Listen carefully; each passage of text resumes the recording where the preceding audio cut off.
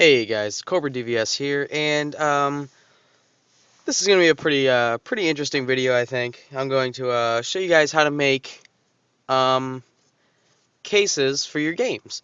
Now, if you're a collector like me, condition is very key. Um, a boxed copy of um, what's it? A game that's kind of worth a lot. I don't know, let's say a boxed copy of Contra 3 for the Super Nintendo.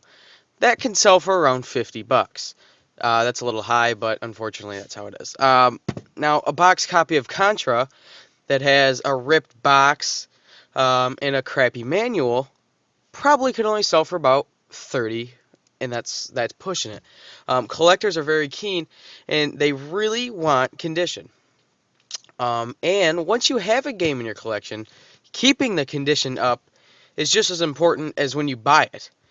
Because, you know, the things don't stay in perfect condition by themselves. You have to do a little help. Well, I was researching eBay earlier, and I was going to try and get myself some protective sleeves, mainly for NES games. And, like, I want to put Contra. I know it has a tear, but the box is in pretty decent shape. And I kind of wanted to put a, maybe get a sleeve for it. And I was looking online, and, you know, they're not very expensive, these sleeves. But nonetheless, they do cost money. And I thought, you know what, I think I can get around that. And I actually built a couple for my Super Nintendo.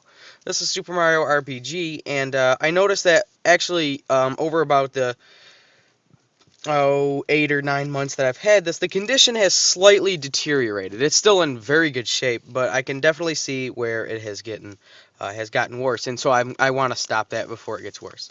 So I made my own sleeve, and here it is. Game slides right in, just like that. Alright, so now we're going to make this. Basically, I have an NES and a Super Nintendo game. The games are basically the same size. The only difference between this and this is that this is slightly thicker.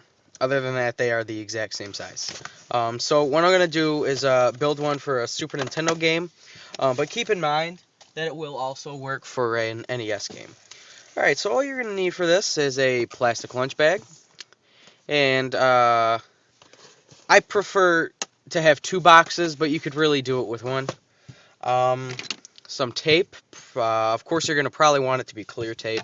This is packaging tape, bought at the dollar store, and some scissors. Your first thing you're going to want to do is you're going to want to extend and get rid of all the folds that come in a plastic lunch bag. This one only has one little fold right here, and I'm just going to go ahead and cut it. These scissors aren't the sharpest, but they do get the job done. Barely. Alright, I just gotta cut this side.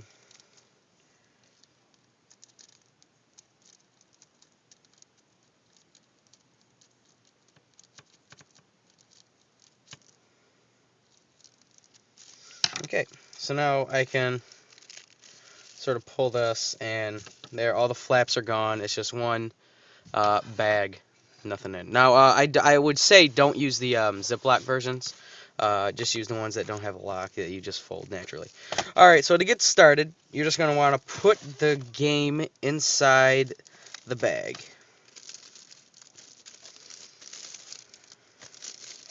Now, if you want, you could go ahead and just use this right here. This will work as a protective case. It's just a bag, and, you know, it does work. But I'm going to put some tape on it to give it structure and shape. Now, the reason I prefer to have two boxes is because this game here is pretty inexpensive. If something were to go wrong with the tape and tear the box, it's not going to set me back much. I obviously don't want to tear my Mega Man Xbox. Xbox, I just said Xbox. But seriously, I don't want to tear the Xbox.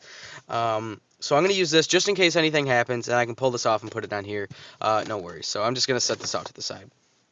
And this is the cheapest one I own, so that's what I'm going to do. So basically, right here, all you have to do is just coat the entire thing in tape. That's all I'm doing right now.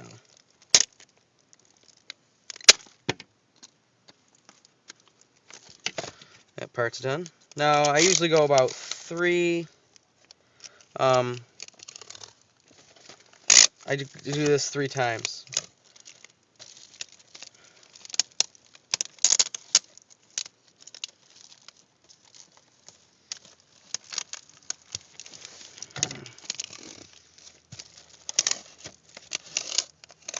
And by 3 times, I don't mean I make like 3 coats of tape. No, it means I go 1, 2, and then 3.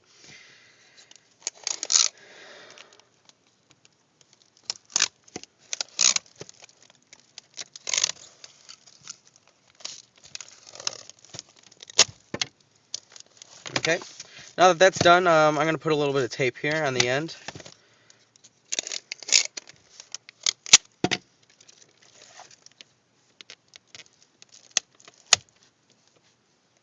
Now, unless you have a different size tape than I do, it is not going to see how there's some extra tape folding out. Well, if you just fold that tape down, that takes care of most of the problem, but you still do have some hanging off.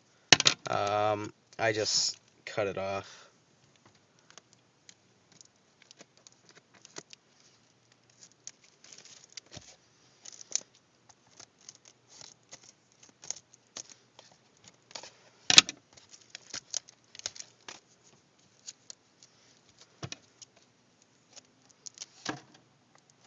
Alright, so once the excess tape is down, sometimes these have this tape here on the end has a tendency to, instead of stay down, actually lift back up. So I'm going to go ahead and tear, that was too big, tear a thinner piece, piece about like this big. I don't know how well you can see it, and just sort of put it on the end and tape it down like that. It gives it a nice look to it. Makes it a little more clean cut.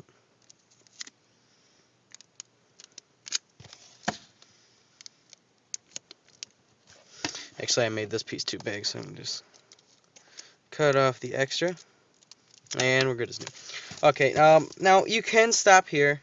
It will be fine. But you'll notice there is a tear in the bag. Now, that's how the bag was. I didn't tear it. And you have to be careful here because because there is exposed cardboard right here, and you don't want to get tape on that. I did here, and it's really no problem. If you do get tape on the exposed cardboard, just get yourself a knife and just sort of slip it under the tape, and you can just sort of pry it up, and it will come right up. Do it on this side too, although I don't know if I didn't even get tape on that one. Alright, this one's kind of sloppy. This one's not necessarily my best, but when you see, once you slide the cartridge out, or the box out, you're left with this shell. It's in the shape of the cartridge, and now I can just slide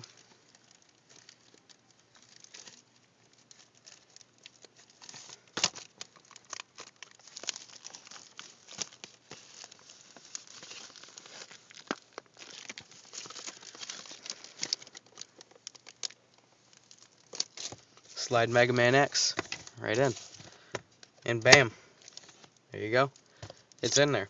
I'm going on 9 minutes, so I guess I actually have 3 of them like this now. I have Super Mario RPG, Mega Man X, and also my Super Metroid is like that. Those are some of my more valuable ones. So I kind of wanted to keep those in good shape. And I guess while I have time, it's going to be about the same process, I think. Let's do an NES too, because I know a lot of people. I've seen a lot of people collect NES games, and they have those little plastic shelves. Which I guess if you have like a rare game, like if you had stadium events, for God's sake, if you had that game, yeah, go ahead and spend the extra money and get a extra shelf, because you do not want any damage done to that.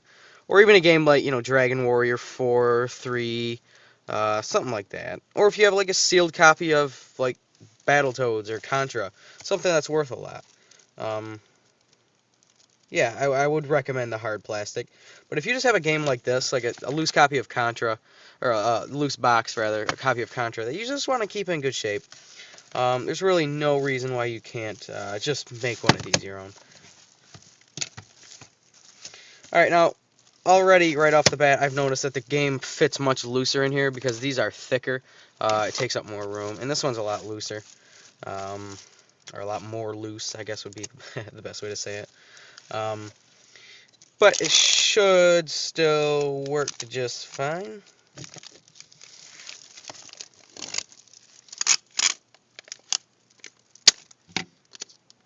Basically, this is just like the poor man's version of of those boxes that you can buy on eBay. You know, I saw some of them a while ago. I think they were Super Nintendo ones, and they were selling for like $7 a piece. You know, that's just too much. You know, I know you're trying to protect the game, but like I said before, unless it's like a super rare game, I wouldn't even bother. You know, this will do just as fine. It'll keep the dust out, all that. What the hell happened?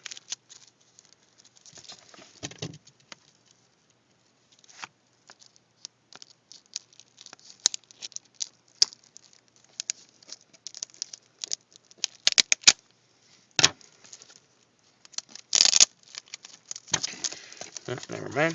Alright, so basically that's it too. Same thing. See, I'm like shoveling these out. Like,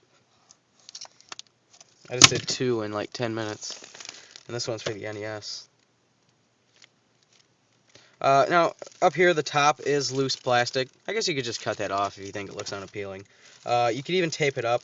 Although I recommend leaving it because for some reason it's a lot easier to get the games in here with those on. Also, if you have any sort of game box that's crushed at all or misshapen, these can be a real pain in the ass to get on. So do be careful with that. But overall, guys, I don't really want to just bore you with putting this on. So that's it, guys. That's how you can make your own little custom cases to protect your games. This will work even with an Intellivision game. Well, this one won't because they're slightly bigger than NES cases. But at any rate, this would be good. It would be good for a 32X case. I can guarantee you that. Basically any cardboard case that you want to keep in good shape, guys. Alright, guys, so that's it for this video. Thanks for watching. And, yeah, let me know if you have any questions. Again, thanks for watching, guys. Well, I was researching eBay earlier, and I was going to try and get myself some protective sleeves, mainly for NES games. And, like, I want to put Contra. I know it has a tear, but the box is in pretty decent shape. And I kind of wanted to put a, that can sell for around $50. That's a little high, but unfortunately that's how it is. Now, a box copy of Contra that has a ripped box and a crappy manual probably could only sell for about $30, and that's pushing it. Collectors are very keen, and they really want condition. And once you have a game in your collection, keeping the condition up is just as important as when you buy it. Because, you know, the things don't stay in perfect condition by themselves. You have to do a little help. Condition is very key. A box copy of, what's it, a game that's kind of worth a lot? I don't know, let's say a box copy of Contra 3 for the Super Nintendo. Hey guys, Cobra DVS here, and this is going to be a pretty interesting video, I think. I'm going to show you guys how to make cases for your games. Now, if you're a collector like me,